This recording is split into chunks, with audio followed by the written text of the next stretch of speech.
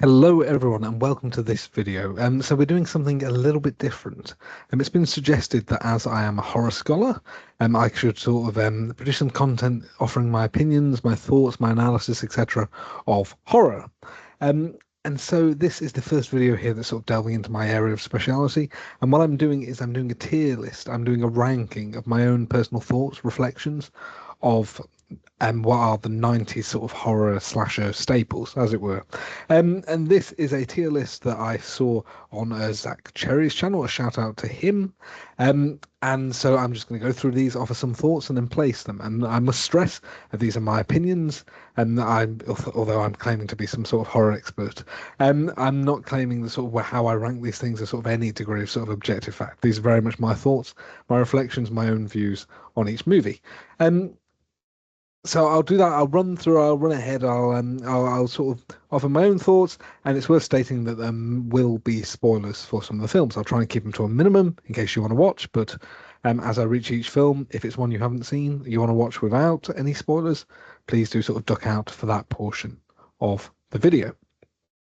So let's begin with what is the sort of essential slasher, as it were, and that is Wes Craven's Scream. And Scream, I think it's hard to argue that it should be anywhere other than the S tier ranking. It's such an essential classic horror film, and it's so well made. And the characters are brilliant nowadays. So Sydney Dewey and Gail Weathers, they are sort of an amazing core trio in themselves. But then all the supporting cast, the villains, the killers whom I shan't reveal, or even the minor characters. Everyone has a part to play. It's so characterized so well, and Wes Craven produces some excellent, incredible scares in this one as well. I mean, the opening scene with Drew Barrymore is it's perhaps the most famous opening scene in horror, and that is for a reason. It is so well done. It's so scary, so brutal. And this is a film that really has stood the test of time, and so it has to be sort of an S tier ranking, right? Um, it's hard to sort of argue otherwise. So after the success of Scream, there was sort of a series of knockoffs that were sort of trying to replicate the formula of young people being pursued by a killer. One of the most famous of which is I Know What You Did Last Summer. The next entry on our list, also written by Kevin Williamson, who wrote Scream. Um, this one, I'm sort of less happy. I'm going to sort of put it in the middle for the moment, I think, as sort of a B tier film. The reason for that is, and sort of don't kill me for this, but I don't think it works that well as a film. There are sort of elements of this that are brilliant. So most notably, the chase scene with Sarah Michelle Gellar's character Helen Shivers. Again, it's so well done, so effective. Although it ends in the most frustrating way imaginable. Um, but broadly speaking, this is not a film that I think sort of is anywhere near as sort of solid as I Know What You Did Last Summer. Um, sorry, as solid as Scream. So the central cast of four characters, um, none of whom are that compelling, really, to my eyes. Um, the central incident is interesting, certainly the car crash, especially in comparison to a film that we'll see later on the list. Um, but I don't find any of the four particularly interesting. I don't find the killer particularly interesting. And although the sort of the final sequence in which they are revealed is sort of broadly tense, I don't overly love it either. Um, it's a film that is almost sort of going through the motions. It does the job, but I don't really personally understand why it has lived on and has sort of the legacy, why it has sort of the recognition that it has. I don't see how it spawned a franchise, that much I will tell you. Let's leap on to Scream 2, the sequel. Again, directed by Wes Craven, seeing Sydney head to college, and once again, Ghostface reappears. This film is, I'm going to put this as an S tier as well, I think. It's again, it's sort of it's what the original does, but just as good and sort of in new, novel, innovative ways, I think. This is a great film again, so many effective sequences. Sarah Michelle Gellar reappears in sort of quite a brutal kill sequence. We have the sequence again frustrating, where the Sydney and a fellow character are trapped in the back of a car and must crawl over an unconscious Ghostface to escape. Although you watch it and scream, "Why you're not taking the mask off?" But it's really tense, really well done. And the opening scene again, really brutal. This is where they start to bring in some of the stab mythology, the film within the film, and sort of the meta commentary on meta commentary.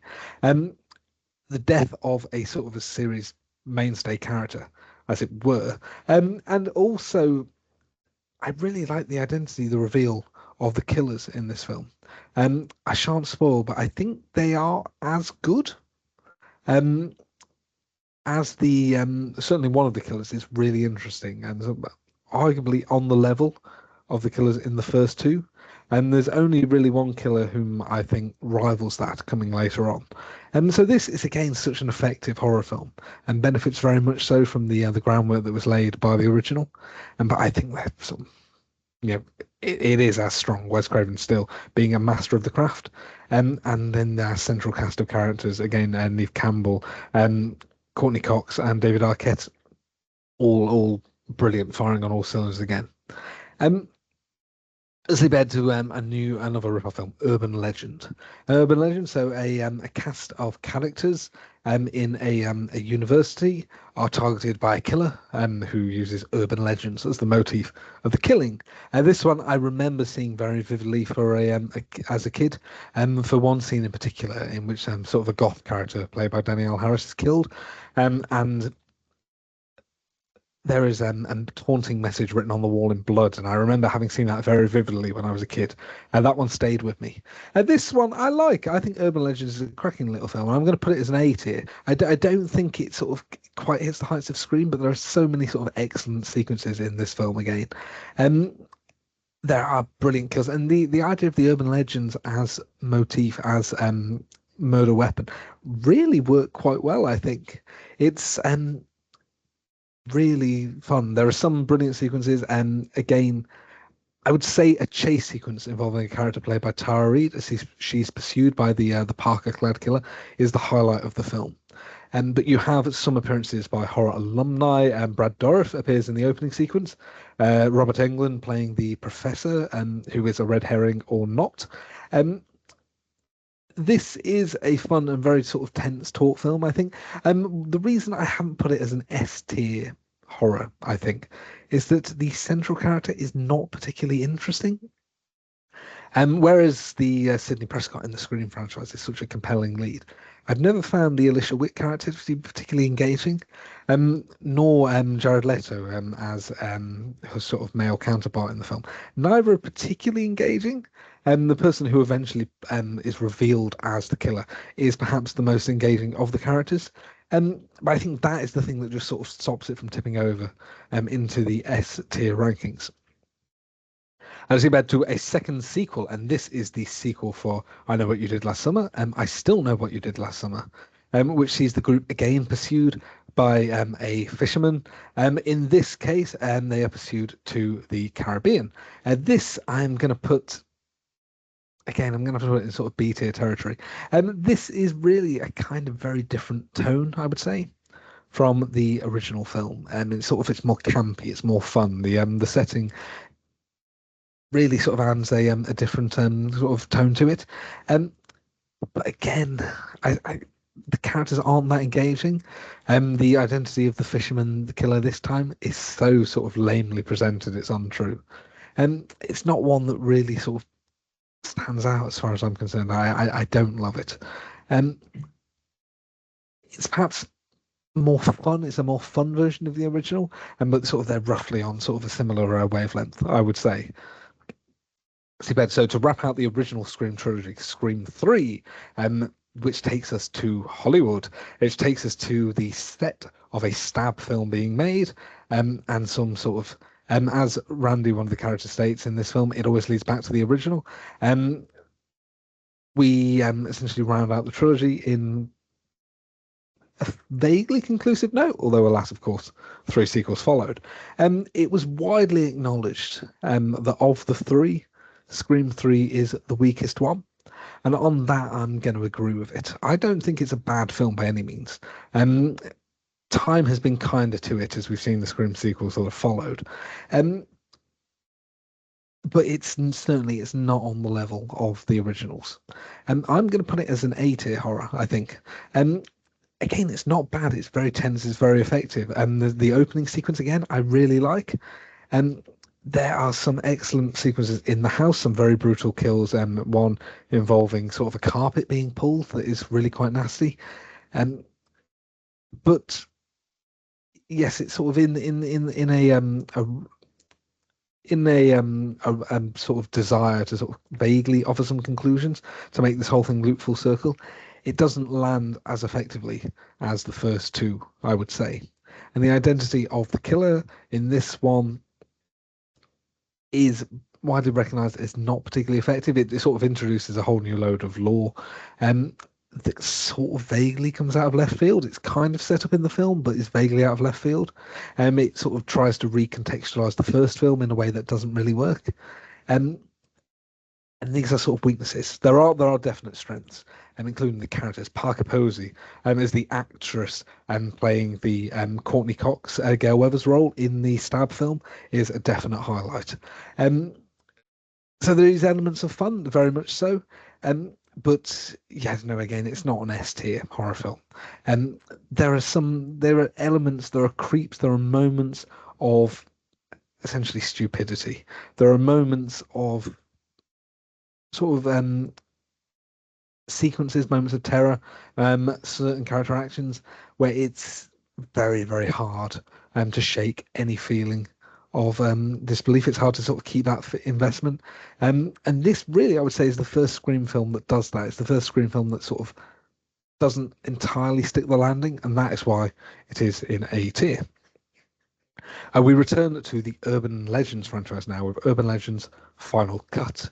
And so this is a film based around sort of a film school at a university. And follows a bunch of filmmaking students who were targeted by a killer. This time, the killer is wearing sort of a fencing regalia, and they target the students for reasons that I shan't reveal in this little spoilery bit. Give you enough summary bit. Sorry, give you enough time to get away if you haven't seen it. So Urban Legends Final Cut is a bit of a weird one, I think, in that it broadly sort of ignores the first film. There's a recurring character, and there's a sort of a final shot that sort of puts them in the same world. But because of the film motifs introduced by director John Ottman, who also serves as editor composer, is a very busy man on this film, and it doesn't really sort of hit the same sort of points. The sort of the urban legend stick is a bit more forced this time, than it perhaps was in the original film. There is one very, very effective sequence with the sort of the urban legend of a person going on a date and having their kidney stolen. But other than that, it doesn't really. It's quite a sort of perfunctory slasher in many ways. Other than some sort of references to sort of Hitchcock films, films of sort of that sort of Hollywood thriller era of the 50s, 60s, 70s. So it's sort of a bit of a hodgepodge. It doesn't quite sell what it claims to sell. It doesn't sort of really fit in the franchise particularly. I don't think it's that bad a film in its own right. I quite like it. As slasher films go, you could certainly have worse. There's some great sequences again. There's a sequence sort of set in a minecart that works quite well. But I think on the whole, I don't know, do I think it's better than do I think it's better? I'm going to put it in the B tier. I'm going to put it ahead of I Know What You Did Last Summer. Just because I think it's got a bit more sort of the Carnage candy, as it were, because I think it, as a slasher, it sort of takes itself less seriously. I would probably prefer to watch Final Cut than I Know What You Did Last Summer, in truth. That is my own personal opinion, but that is what I'm throwing out there. What I will say is I've seen this film a few times now, and I'm still baffled by the motivation for the killings. There is a reason, and it's hard to sort of buy into the reason too much. I shan't spoil it here, but the stakes are so sort of radically low, really, for the sort of the wave of killings.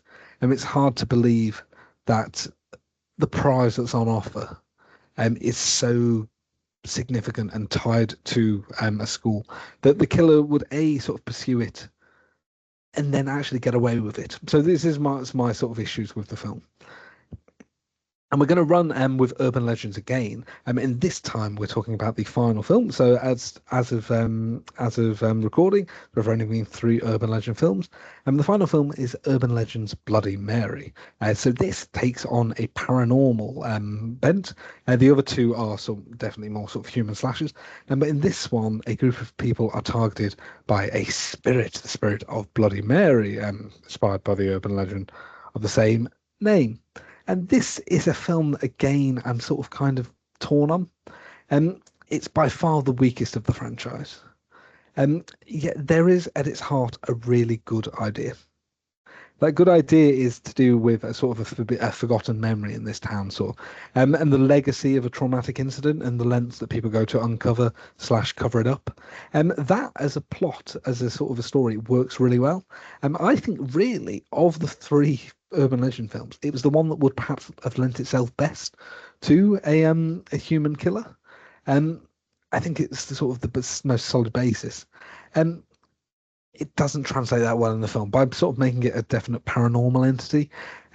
It sort of strips away some of the mystery of sort of who the killer is and how they sort of affect some of their kills. And somehow it's less scary than the other three. There is sort of a secondary antagonist in the film, other than the sort of titular character, who I think is arguably scarier, but they don't have enough time really to be scary. They are revealed as a villain sort of very much in the third act. I think I'm going to place it as a C-tier horror, because I think although I like the film, I don't think it works that effectively. I think there's sort of the hints of a good idea here, and I'm going to say this about some of these films.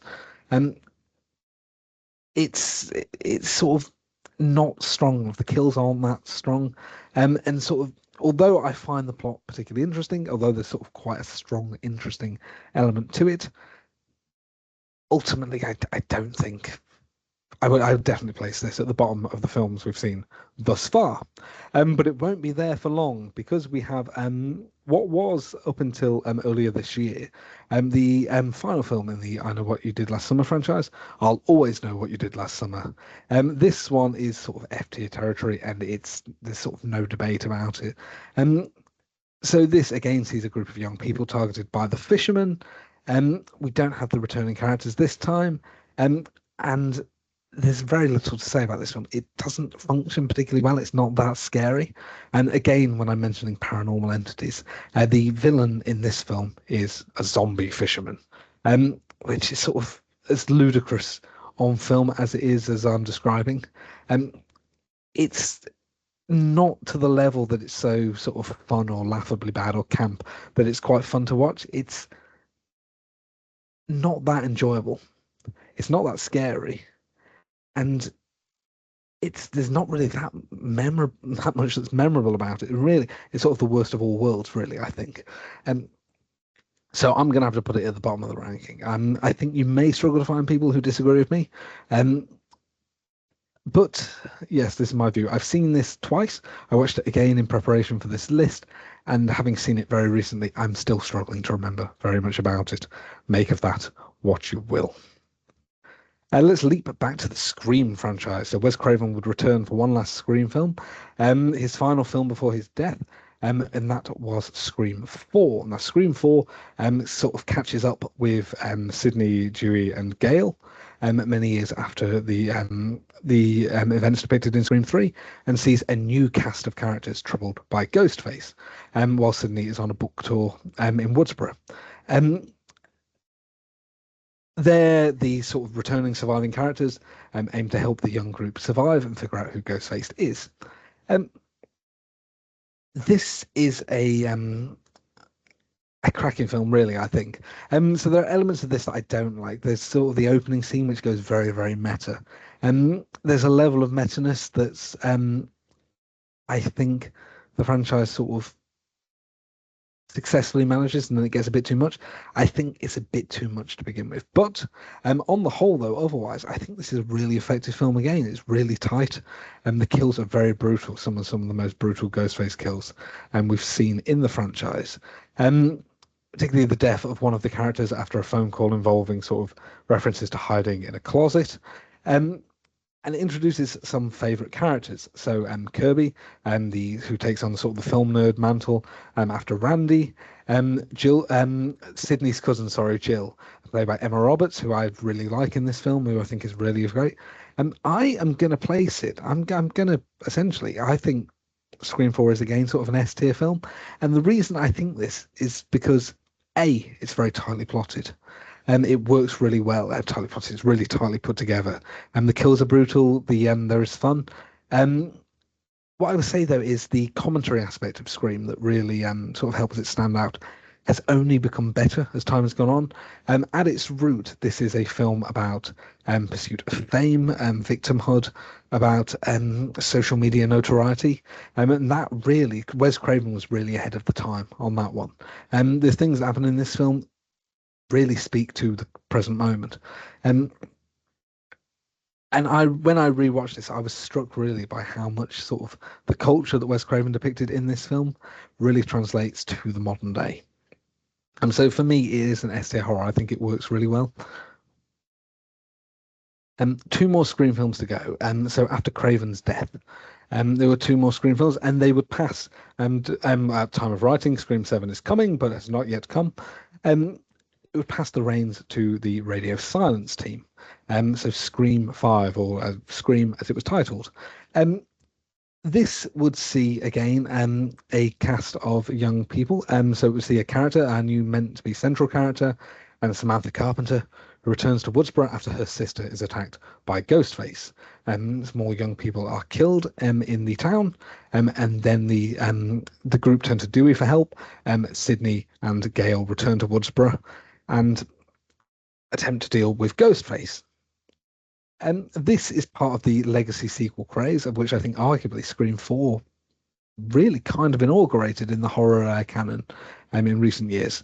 And it is, again, sort of what you expect to see in a Scream film. There are elements of this, again, that I love, elements that I don't love. The commentary, the motivation on fandom, toxic fandoms, etc. Is, I think, a bit too heavy-handed. There is a hint partway through. The moment you hear a particular name mentioned, you may very much figure out what the motivation for this killing is. And it doesn't entirely land with me, but you know, I know people are sort of very take it or leave it on that. Some of the openings, some of the sequences, the opening sequence in which Jenna Ortega's character Tara is attacked is very strong. I like that. It's very brutal. There is an effective sequence in which Ghostface sneaks into a police officer's house, targets her and then her son, which I quite like. There are elements of it that I don't like particularly. There is one particular character death that I don't think stands scrutiny, which I think would have been better had it come in Scream 4. It would have made more logical sense in Scream 4. And I still don't quite believe the identity of the person who we know ostensibly must have committed this murder in the film. It doesn't quite gel with me. There is, I like Melissa Barrera as the central character. I found her quite a compelling character. She is the daughter of Billy Loomis, the killer in the original film, and there is a hint, perhaps, that sort of elements of her father's darkness have carried on in her. And that, I think, is quite interesting as a subtext. And what I would say is less interesting, what sort of might take you out of it a little bit, is the hallucinations of Billy Loomis that she sees throughout the film. That is perhaps a dafter device than it wants to be. But I see what they're going for, and I like it. I like how it was realised here. I like it less so in the sequel. So where do we place it? So this is a Scream that is sort of by and large by the numbers Scream. It redeploys the returning characters, I think, broadly well. I wish it would sort of push more than it did, and I don't overly love the identity of the killers. I like one more than the other, although I think they're both fairly obvious. And I'm going to put it as an A tier ranking. I think I'm going to place it below Scream 3 because I think that's fair. I'm going to run with that. Yes, I would rather watch Scream 3 than this new Scream, but there are sort of great elements of here, and I like I particularly like the Carpenter sisters. I think they're sort of really interesting lead characters. I was less so struck on some of the new additions, which makes my turn to Scream 6 perhaps a little harder to, well, perhaps a little more obvious which way I'm going. So this picks up after the events of Scream 5, and it takes us to New York, where the surviving characters have moved, the group of four of them who have established themselves as the Core Four. They're in New York when they are targeted by a new killer. The killer, so the with the help of one of the original surviving characters, attempt to figure out who this new killer is and put a stop to them. Scream 6 is really a film of missed opportunities, I think. So again, there are some things that are done really, really well. But by and large, this is a film that, the more I think about it, the more sort of annoyed I get with it. And so what can we talk about? An excellent opening sequence. Featuring sort of scream queen of the moment, Samara Weaving. The opening is really, really strong. I really like it. There is, I think, likely as a backlash, as a response, sorry, to the backlash about lack of chases in Scream 5. There is an excellent chase sequence again that takes place in one of the characters' apartments that I like. There is a very tense sequence in which characters are climbing across a ladder to escape Ghostface, which I really like. There are this sort of Scream 6 is really sort of a film made up of isolated, really interesting, good moments wrapped around a plot that is really frustrating. And so again, the identity of the killer or killers in this film is painfully obvious, and they try and pull sort of a switcheroo that is so lame. It doesn't really work. I don't love it. I don't think you're going to struggle to see who the killers are. And there is a moment sort of partway through the film where we discover sort of a secret cult of Ghostface shrine, where sort of all the artifacts from like everything from every previous film is in this room. And that is something that I again, if that doesn't tell you who the killer is, I don't know what will. But also, it's hard to imagine such a thing could possibly be assembled. It's hard to imagine that some basic research by, involved in this film, the police, by a reporter, and by someone from the FBI, didn't discover some of the connections to these things. It's sort of hand waved away in a way I find frustrating. There are scenes that make no sense. They're sort of only there for the audience. And I don't find the sort of the core four characters compelling. There's an excellent sequence on the subway in which one of them is attacked, followed by one character, it seems, behaving sort of in a way that is totally illogical for them to behave. And there's a lot of that throughout the film. It's sort of, there are elements of this that are a thrill ride to watch as you begin. But the more you think about this film, the more it collapses. Followed by sort of arguably I didn't even know you'd say arguably, followed by what I would say is the hammiest villain performance, perhaps even on this list, but certainly in the franchise. So where would I place Scream 6? It's hard for me to say. I'm sort of looking towards sort of the bottom end of my list, in truth. I think I'm going to place it between Urban Legends Final Cut and between I Know What You Did Last Summer. Am I going to do that? Yes, I think I'm going to do that. Yes, I prefer Urban Legends Final Cut as a slasher. I think there are more individual moments that are particularly strong and good. Scream 6 than in I Know What You Did Last Summer. Although I think Scream 6 is markedly stupider as a film. I would have more. I would sort of tend to watch that more than I would I Know What You Did Last Summer, I think. Yes, this is very much my thought. Yes. So while I'm knocking down I Know What You Did Last Summer, let's go to the final film on the list and the final film in that franchise. So the most recent edition out this summer, the legacy sequel of the same name, I Know What You Did Last Summer. So this film sees a character return home to her friend's party. Her friend, a group of the characters go out on a drive and cause an accident that leads to a death, and they decide to cover it up, and then 1 year later, as is the way, start receiving notes saying, I know what you did last summer. And then they start to be killed off and attempt to figure out who is responsible for the killings. In many ways, the same plot beats as the original film. This film features the return of Jennifer Love Hewitt and Freddie Prinze Jr. As Julia James and Ray Bronson. This is a film that I was sort of disappointed with, because this film is, again, much like Urban Legends Bloody Mary, it's a film of missed opportunity. They try and do something in this film that I think is really good and interesting, but they don't stick the landing. And that's the frustrating thing. It doesn't quite work because they don't stick the landing. So what do we have here? Elements. The fisherman is more threatening in this film than he has been throughout the franchise. It's been hard in previous films to even conceive of this character as a threat. In this film, I found the character to be markedly more brutal and markedly scarier. Not particularly scary nonetheless, but certainly more scary than they have been in previous films.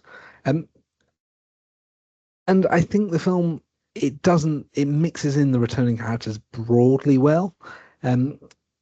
There's a real tension between Julie and Ray in that sort of they have split. Their lives have separated since the original because of sort of questions of trauma and how they responded to the events of the original film, and the sequel, I should say. So there's sort of very interesting hints and stuff. I like the new cast, in particular Madeline Klein, who is plays. There's a parallel drawn between her and Helen Shivers, which I quite like, but I think she's quite a funny character in her own right, even though her responses to some of the events sort of towards the end of the film are completely sort of inappropriate for the situation, I think. This is a film really sort of two halves, though. So there's the original half, in which, very frustratingly, the identity of one of the killers and pretty much another is given away quite easy by how one character responds. There's a sequence where a character is attacked and she unmasks the killer, and makes a comment that essentially eliminates everyone but about two people. It's a bizarre choice. It's a bizarre choice, and I don't understand why you would include it to keep up the mystery, especially given sort of the way that the film eventually develops. It would have been far better to sort of play that sequence differently, to sort of have cards close to the chest. The film tries to do something really, really interesting towards the end. And I think with a tighter script, with sort of better groundwork laying, it would have worked really, really well. But alas, it doesn't quite. Which leads to a bit of a rushed ending in a film that is somewhat long anyway. It's somewhat long and the ending is rushed. The ending idea is quite interesting. So where do I place it? Where do I place it? It depends sort of what you're after in this. So it's definitely gorier. There's sort of more deaths than in the original. I think it's kind of on a similar level, I would say. I'm going to place it between Scream 6 and the original, or am I? I'm going to place it around here, but I think the two of them are roughly sort of equivalent. I mean, my thought. You need to have seen the original to really get the value out of this new one. I don't know if it's a better film. I think it's a slightly different film, and it's sort of more inherently a slasher. It sort of plays that card more proudly. And the legacy aspect is an interesting one. I really, really wish the film had taken the time to make it work, because if it had worked, it would have been brilliant. It really would.